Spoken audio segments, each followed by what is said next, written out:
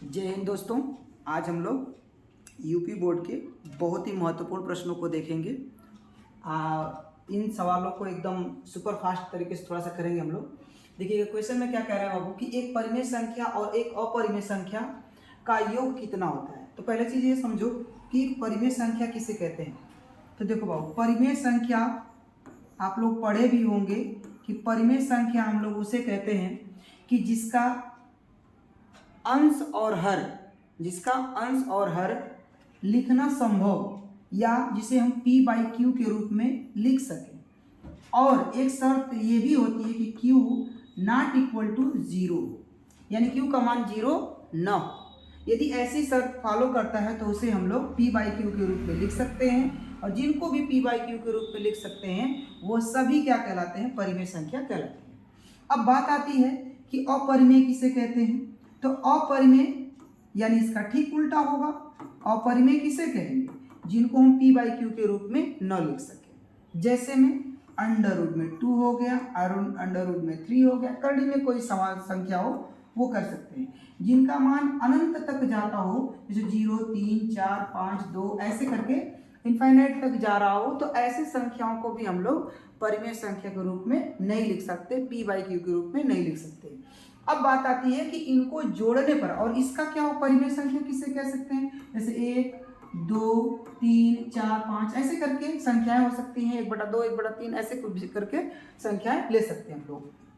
अब सवाल ये कह रहा है कि इन दोनों का योगफल हमेशा क्या आ सकता है। तो इन दोनों का योगफल मेरे भाई क्या आ सकता है, तो ध्यान से समझते हैं। एक एग्जाम्पल लेते हैं।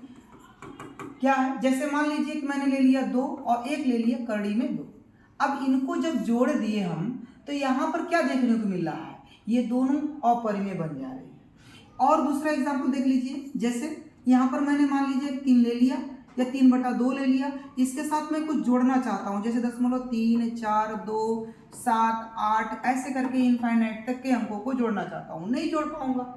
तो फिर क्या होगा, ये इसको p बाई क्यू के रूप में हमें जैसे ही जोड़ेंगे तब भी इसको क्या लिख सकते हैं बाबू मेरे भाई, इसको लिख सकते हैं अपरिमेय संख्या, क्योंकि इसको भी p बाई क्यू के रूप में हम लोग नहीं लिख सकते। तो इसे आप लोग बिल्कुल ध्यान में रखिएगा कि परिमेय और अपरिमेय का योगफल हमेशा क्या आता है, अपरिमेय ही आता है। इसे आप ध्यान रखिएगा, ठीक है। ये पिछले साल का आया हुआ क्वेश्चन है मेरे भाई। ये भी क्वेश्चन देखिएगा, अभाज्य गुणनखंड से भी आपसे क्वेश्चन पूछा जाता है और एक क्वेश्चन जरूर आएगा, इसमें का भी क्वेश्चन जरूर आएगा। बट संख्या केवल हो सकता है तो बदल दे, लेकिन सवाल ऐसे जरूर आएंगे मेरे भाई।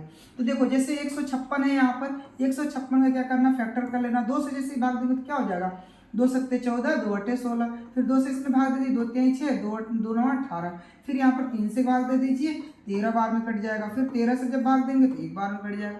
अब इसको देखो, ये अभाज्य गुणनखंड है, यानी 2 गुणे 2 गुणे 3 गुणे 13।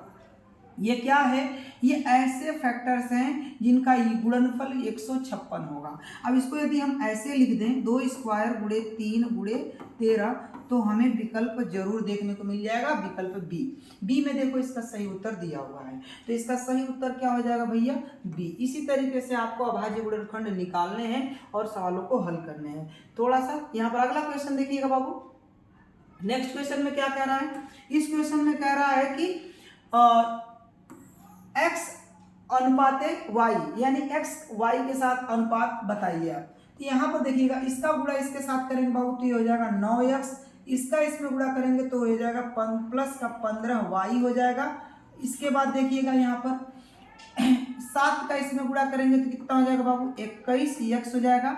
इसमें गुणा करेंगे तो ये हो जाएगा माइनस का 7 × 35y हो जाएगा, ठीक है। अब चलिए इसको इधर लेकर के आते हैं, तो 9x माइनस हो जाएगा 21x बराबर, इसको उधर लेके जाएंगे तो ये हो जाएगा मेरे भाई माइनस का 35y और माइनस का हो जाएगा 15y। इसको यदि हम लोग घटाएंगे तो ये हो जाएगा आपका 12x होगा, सॉरी माइनस में, और फिर बराबर यहाँ पे क्या हो जाएगा, 35 और 15 हो जाएगा 50y। अब x बटा के y हम लोग कर लेते हैं और इसको हम लोग क्या करेंगे, इधर लिख सकते हैं बाबू 50 बटा के माइनस का 12। यहाँ पर भी माइनस, यहाँ पर भी माइनस, माइनस माइनस कैंसिल, या पहले भी माइनस कैंसिल कर सकते हैं। इसको देखिएगा सरल कर लीजिए, तो 2 से इसको काटेंगे तो ये हो जाएगा 25 और इसको काटेंगे तो ये हो जाएगा 6, तो ये हो जाएगा इसका अनुपात 25:6 हो जाएगा। ठीक है, कहीं दिया है, देखिए पहला विकल्प आपका बिल्कुल सही है, 25:6। ठीक, चलिए अब अगले क्वेश्चन पे चलते हैं हम लोग फटाक से। ये क्वेश्चन देखिएगा, क्वेश्चन नंबर 4 है, कह रहा है कि इसका विविधकर क्या होगा। तो देखिए बाबू, इस तरीके के विविधकर यदि आपको निकालने हैं तो विविधकर का फार्मूला क्या होता है, तो b² - 4ac होता है, लिखा जाता है इस तरीके से ax² + bx प्लस c बराबर 0। तो देखो a के स्थान पे यानी x² का जो गुणज होगा वो a होगा, x का गुणज जो होगा वो b होगा, और जो अचर पद होता है वो c होगा। तो यहाँ पर देखिएगा, यहाँ पर a का मान आपको देखने को मिलेगा 3, b के बराबर मिलेगा -2 और c बराबर मेरे भाई मिलेगा आपको 1/3। अब इसकी जगह पे रख लीजिए और वैल्यू को हल कर लीजिए। तो यहाँ पर मिलेगा -2 का स्क्वायर -4 गुणे a का मान कितना है 3 गुणे c का मान कितना 1/3। ठीक है, अब इसको हल कर लेते हैं, तो इसका हो जाएगा 4 और यहाँ पर क्या मिलेगा बाबू, 3 से 3 कट जाएगा और यहाँ पर भी क्या मिल जाएगा आपको 4 मिल जाएगा। 4 में से 4 घटाएंगे तो कितना मिलेगा 0। तो इसका सही उत्तर हो जाएगा 0, यानी ए विकल्प में आपको दिया गया है 0। ठीक है, तो इस बात को बिल्कुल ध्यान रखिएगा। आगे चलें, चलिए तो आगे चल के यहाँ पर क्या कह रहा है, इस क्वेश्चन में कह रहा है कि त्रिभुज ABC में DE समांतर है BC के, यानी जो ये भुजा है मेरे भाई, इस भुजा के क्या है समांतर है। तो आप लोगों को मैंने एक कंसेप्ट पढ़ाया था कि किसी त्रिभुज में यदि दो भुजाएं समांतर होती हैं तो उनकी भुजाओं का जो रेशियो होता है, अनुपात जो होता है वो बराबर हो जाता है।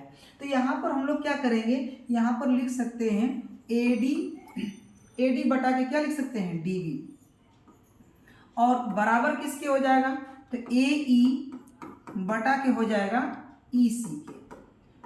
अब यहाँ पर आपको क्या करना है, सीधे सीधे वैल्यू को पुट कर देना है। तो AD का मान इसने दे दिया है 1.5 और DB का मान दे दिया है 3 और AE का मान दिया हुआ है 2 और EC का मान आपसे पूछ रहा है मेरे भाई।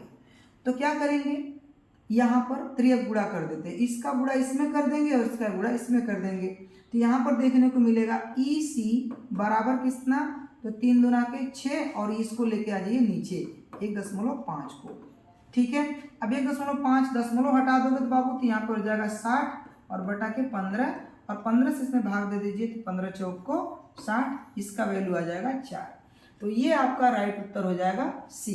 ठीक है, चलिए अगले वाले प्रश्नों पर हम बात करेंगे। यहाँ पर क्या कह रहा है भैया कि बिंदुओं के बीच की दूरी ज्ञात करिए। ये बिंदु है 2, 3 और 4, 1। ध्यान रखिएगा, ये निर्देशांक ज्यामिति का क्वेश्चन है मेरे भाई। एक बिंदु मान लो यहाँ पर, एक बिंदु यहाँ पर है, तो इन्हीं के बीच की दूरी निकालनी है आपको। तो करना क्या है, ये देखो ये y अक्ष होता है और ये x अक्ष होता है। यहाँ पर ये ऋणात्मक होता है, ये भी ऋणात्मक होता है, ये दोनों क्या होते हैं धनात्मक होते हैं। दूरी निकालनी है तो आप इसके लिए फार्मूला बता देता हूँ। दूरी के लिए आपको सिंपली क्या करना होता है, अंडर रूट में लिखना है x2 - x1 का होल स्क्वायर और प्लस y2 - y1 का होल स्क्वायर। अब इसको रख करके फटाक से हल कर लेते हैं। अब कहेंगे सर इसमें x2 क्या है, तो x1 आपका ये होता है, x2 आपका ये होगा, y1 ये होगा तो ये y2 होगा। ठीक है, यानी पहले बिंदु में x y पहले लिखे जाएंगे, दूसरे बिंदु के लिए दूसरे लिखे जाएंगे। यहाँ पर देखो 4 में से 2 घटा करके लिखना है, तो सीधे सीधे मैं लिख देता हूँ 4 - 2 का स्क्वायर और यहाँ पर प्लस, इसके बाद 1 में से 3 घटा करके लिखना है, तो 1 माइनस कर देंगे 3 का होल स्क्वायर।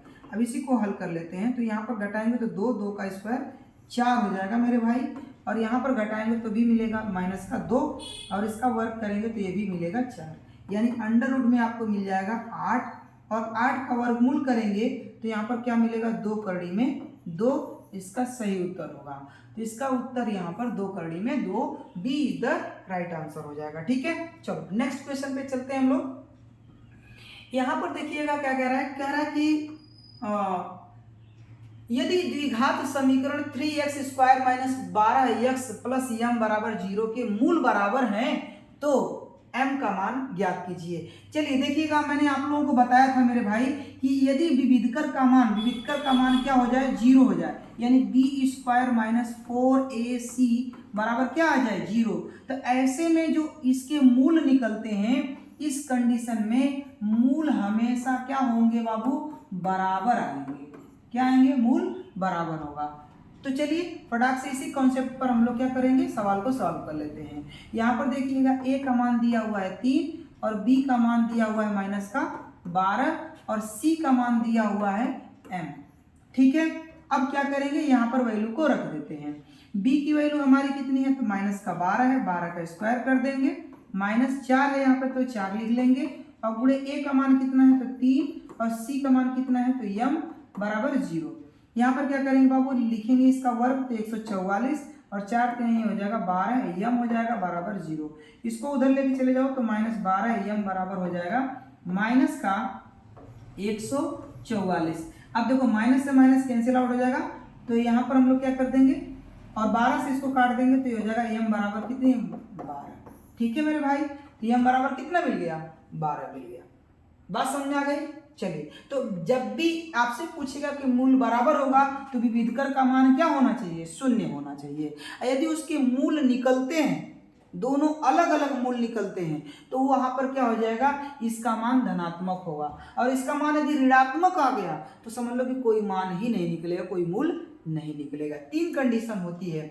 एक तो विविधकर का मान जो d होता है, इसका मान 0 से छोटा हो सकता है। एक d का मान क्या हो सकता है मेरे भाई, 0 से बड़ा हो सकता है, और एक कंडीशन होती है जो बराबर हो सकता है।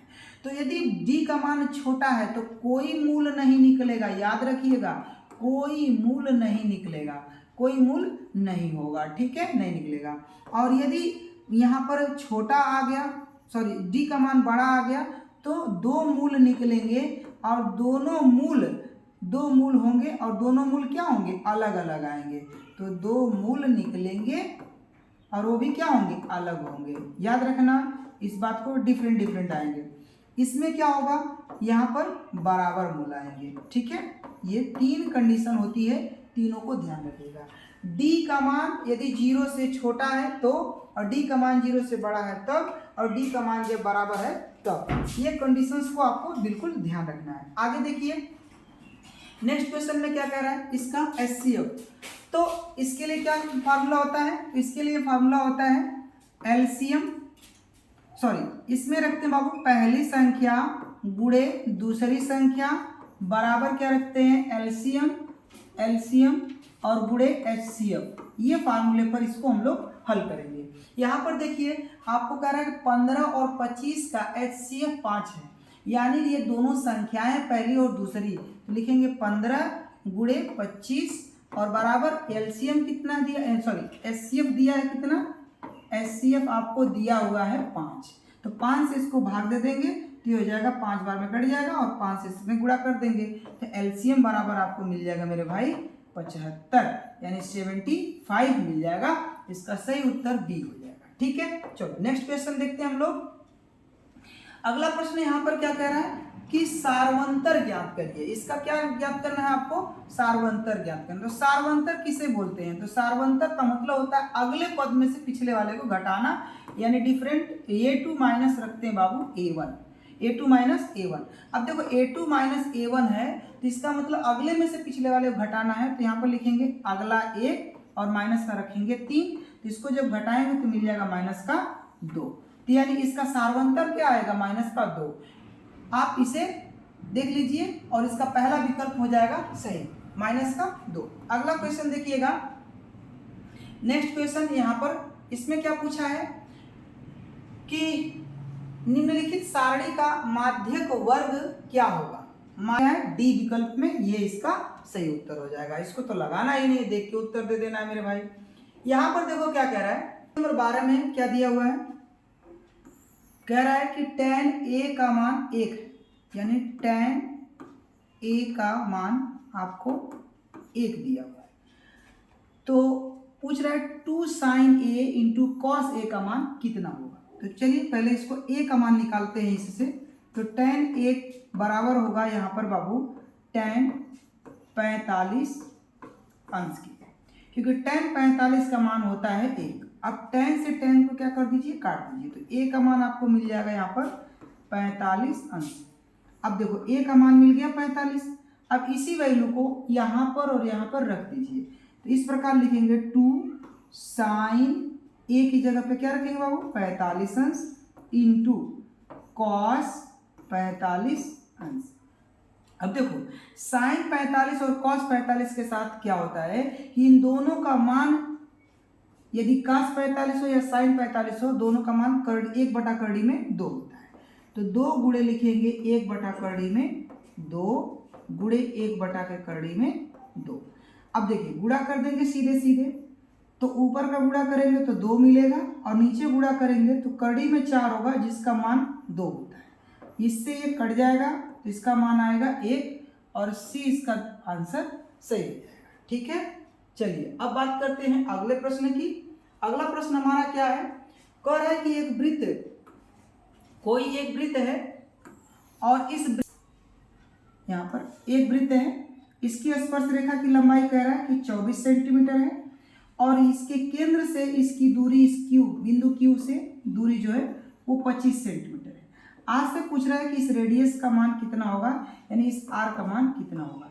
आप सभी लोगों को पता है मेरे भाई कि स्पर्श रेखा पर कितने डिग्री कोण बनता है, 90 डिग्री का। और जैसे ही 90 डिग्री का बन गया तो किसी भी त्रिभुज में 90 डिग्री का कोण बन रहा है, इसका मतलब कि वो त्रिभुज समकोण त्रिभुज है। और समकोण त्रिभुज में पाइथागोरस की प्रमेय से हम लोग भुजाओं का मान निकाल लेते हैं। तो यहाँ पर हम लोग पाइथागोरस की प्रमेय का उपयोग करेंगे। पाइथागोरस की प्रमेय क्या कहती है कि कर्ण भुजा का स्क्वायर बराबर होता है लंब का स्क्वायर बार प्लस आधार का स्क्वायर। इस तरीके से हम लोग इसको हल कर लेंगे। अब यहाँ पर देखिएगा कर्ण भुजा आपका दिया हुआ है 25, सबसे बड़ी भुजा 25 है, 25 का स्क्वायर, और इधर हम लोग लिख लेंगे लंब, मान लीजिए हमारा आर है जिसका स्क्वायर लिख लेंगे, और प्लस आधार हमारा हो जाएगा 24 का स्क्वायर। अब देखिए 25 का स्क्वायर हो जाएगा 625 बराबर कितना, आर का स्क्वायर, और प्लस यहाँ पर लिखेंगे 576 होता है इसका स्क्वायर। 576 इधर लेकर आ जाइए बाबू, तो आर स्क्वायर बराबर, अब 576 इसमें से घटा के लिख दीजिए, ये हो जाएगा 49। अब यहाँ पर आर बराबर आपको क्या देखने को मिलेगा, करड़ी में 49 हो जाएगा बाबू, क्योंकि जब इसका स्क्वायर हटता है तो इस पर करड़ी लग जाती है, और इसका जब मान निकालेंगे तो आपको मिलेगा 7, यानी इसका सही उत्तर हो जाएगा 7 सेंटीमीटर।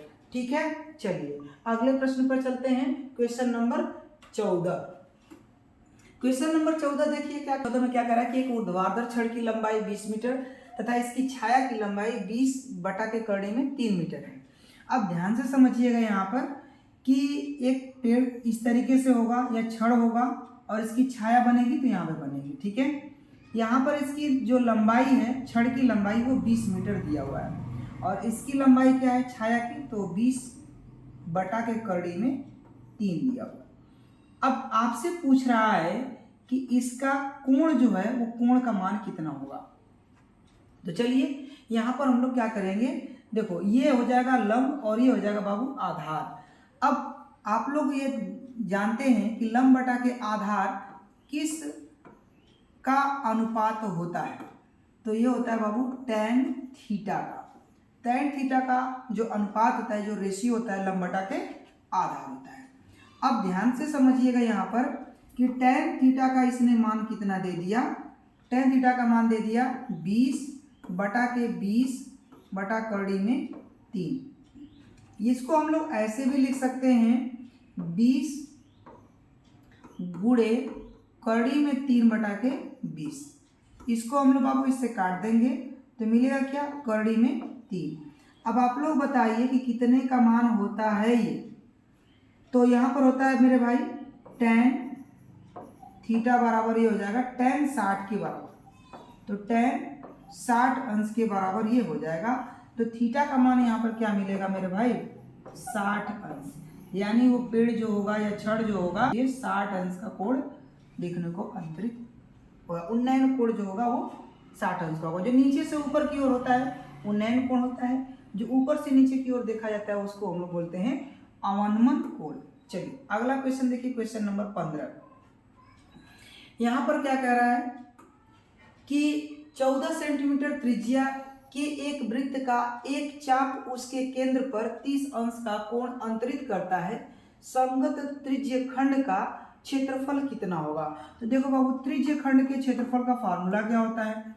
त्रिज्य खंड के क्षेत्रफल कैसे निकालते हैं, तो इसका फार्मूला होता है बाबू पाई आर स्क्वायर थीटा बटा के 360 होता है। अब देखो इसमें दिया है पाई का मान 22 बटा के 7 होता है और आर का मान इसमें दिया है 14 सेंटीमीटर। तो देखो 14 गुणे कर देना 14 और थीटा का मान दिया हुआ है 30 अंश, तो ये हो जाएगा 360। अब देखो 0 से 0 कट जाएगा, 3 से 3 काट देंगे, 3 एकम 3 और ये हो जाएगा 3 एकम 3, 3 दूना के 6 12 यहाँ पर हो जाएगा। और 7 से इसको काट देंगे, 7 दूना के 14, 2 से इसको काट दिए 2 छक्के 12, फिर 2 से काट दिए 2 3 6 और ये हो जाएगा 7। अब देखो यहाँ पर हो जाएगा बाबू 22 सत्ते 154 बटा के 3, यहाँ पर सी विकल्प आपका सही हो जाएगा। आगे देखते हैं क्वेश्चन नंबर 16। कह रहा है यहाँ पर कि जोकर टोपी का आकार किस प्रकार का होता है। तो देखो यहाँ पर कोई जोकर है और ये जोकर मेरे भाई यहाँ पर, ठीक है, ये जोकर हो गया और इसकी जो टोपी हो गई कुछ इस तरीके की होती है। तो इसकी टोपी कुछ इस तरीके से होगी, तो इसकी टोपी को हम लोग बोलते हैं शंकु के आकार का। ये जो टोपी होगी वो किस तरीके की होगी बाबू, तो शंक्वाकार होगी। ये इसका सही उत्तर हो जाएगा। आगे देखिए, कल्पित माध्य विधि और पग विचलन विधि जो है सरलीकृत रूप है प्रत्यक्ष विधि का, ठीक है, प्रत्यक्ष विधि का ये रूप होते हैं बाबू। आगे देखिए क्वेश्चन नंबर क्या कह रहा है कि यदि कुछ प्रेक्षणों का माध्य 15 है और तथा माध्यिका 24 है तो बहुलक ज्ञात करिए। तो इसके लिए फॉर्मूला क्या होता है मेरे भाई, बहुलक ज्ञात करने के लिए इस तरीके के यदि वैल्यू दी और इसमें होता है 3x माइनस 2x करके। इसमें क्या किया जाता है, इस 3 में माध्यिका का गुणा करेंगे यानी 3 गुणे 24 और माइनस करेंगे 2 गुणे 15। यहाँ पर क्या देखने को मिलेगा बाबू, ये हो जाएगा 72 और ये हो जाएगा 30। यदि घटाएंगे तो यहाँ पर क्या मिलेगा आपको 42, यानी बहुलक क्या हो जाएगा यहाँ पर 42 हो जाएगा। डी इसका सही उत्तर हो जाएगा। अब क्वेश्चन नंबर आता है आपका 19। इसमें देखिए क्या कह रहा है कि जब एक पासे को एक बार फेंका जाता है, कितनी बार फेंका गया है, एक बार फेंका जाता है, तो एक सम संख्या प्राप्त होने की प्रायिकता क्या होगी। देखिए इस तरीके से कुछ पासा होता है जिसको आप लोग लूडो खेल देखे होंगे। इसमें क्या होता है, अंकों का यानी कुल टोटल 6 अंक इस पे निर्धारित रहते हैं। अब हम लोग क्या करते हैं, उसको फेंकते हैं, जो गोटी आती, जो नंबर आता है उससे हम अपनी चाल को चल देते हैं। तो इसमें टोटल 6 नंबर होते हैं, यानी 1 2 3 4 5 और 6। इसमें बाबू देखेंगे तो ये क्या है, सम संख्या। आपसे पूछ रहा है कि सम संख्या होने की प्रायिकता क्या होगी, यानी 2 4 या 6 आने की प्रायिकता क्या होगी। तो ये आने की जो संभावना है कुल कितने नंबर है 3 और कुल संभावना कितनी हो जाएगी तो 6। इस प्रकार इसकी प्रायिकता क्या बनेगी बाबू 1/2, यानी यहाँ पर प्रायिकता यदि आप देखें तो कितना आ गया, प्रायिकता 2 आ गई, यानी इस प्रायिकता का मतलब होता है संभावना। तो कितनी बनेगी 1/2 बनेगी। अब क्वेश्चन नंबर 20 देखते हैं हम लोग। यहाँ पर क्या कह रहा है, क्वेश्चन नंबर 20 में कह रहा है कि अच्छी प्रकार से फेंटे हुए ताश के 52 पत्तों में से एक पत्ते यादृच्छिक मतलब बिना देखे निकालने पर पत्ते की रानी होने की प्रायिकता क्या है। तो याद रखिएगा कि 52 पत्तों में 4 एक्का होते हैं, 4 रानी होती है, 4 बादशाह होते हैं, तो उसी तरीके से 4 रानी होगी। तो रानी के जो पत्ते होंगे, रानी के जो पत्ते हैं उनकी संख्या कितनी हो जाएगी, तो उनकी संख्या है 4। कुल पत्तों की संख्या कितनी है, तो कुल पत्तों की संख्या हो जाएगी, पत्तों की संख्या जो है बाबू वो हो जाएगी आपके 52, ठीक है। अब इसमें से जो होने की संभावना है वो 4। तो यहां पर क्या लिखेंगे, प्रायिकता क्या बनेगी प्रायिकता 4/52 यानी 4 एकम 4, 1/13 चौक को 52, ठीक है, 1/13 बनेगा। यानी रानी होने की जो प्रायिकता होगी वह 1/13 हो जाएगी। इस प्रकार आपका ऑब्जेक्टिव क्वेश्चन पूरा 20 खत्म हो गया। कहते हैं कि जीत और हार आपकी सोच पर निर्भर करता है, मान लो तो हार होगी और ठान लो तो जीत होगी।